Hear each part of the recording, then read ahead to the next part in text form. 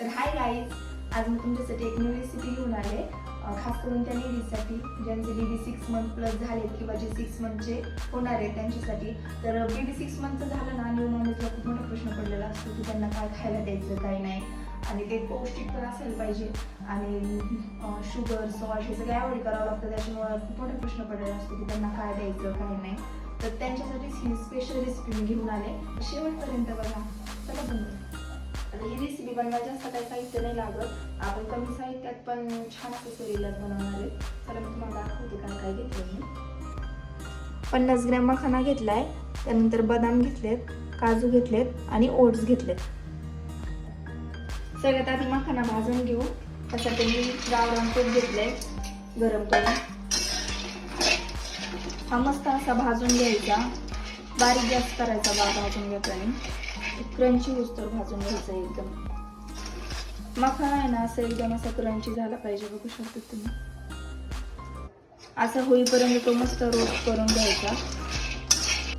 आता पुन्हा थोडंसं याच्यात गावरान तूप टाकून घेऊ आणि त्याच्यामध्ये ओट्स टाकून घेऊ.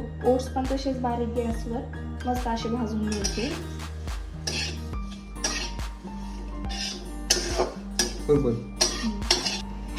ओट्स मस्त असे भाजून घ्यायचे, त्याला असा कलर आला पाहिजे एकदम ब्राउनिश, तोपर्यंत ते मस्त असे बारीक गॅसवर भाजून घ्यायचे. आता आपण ते काढून घेऊ. काजू बदाम पण थोडेसे भाजून घ्यायचे, जास्त भाजायची काही गरज नाही आहे, पण थोडेसे रोस्ट करायचे, पाहू शकता तुम्ही. आता यात तुम्हाला अजून तयार करायचं असेल ना तर तुम्ही करू शकतात, म्हणजे अक्रोड वगैरे.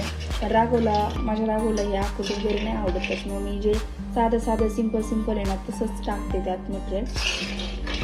कारण मी सगळं करून बसते, तांदळाची पेस्ट, डाळीची पेस्ट सगळं करून बसते, पण त्याला काहीच आवडत नाही.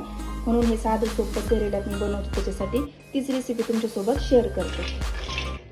बघा असा कलर येऊन द्यायचा काजू बदामला, एवढंच रोस्ट करायचं, जास्त काय करायची गरज नाही आहे.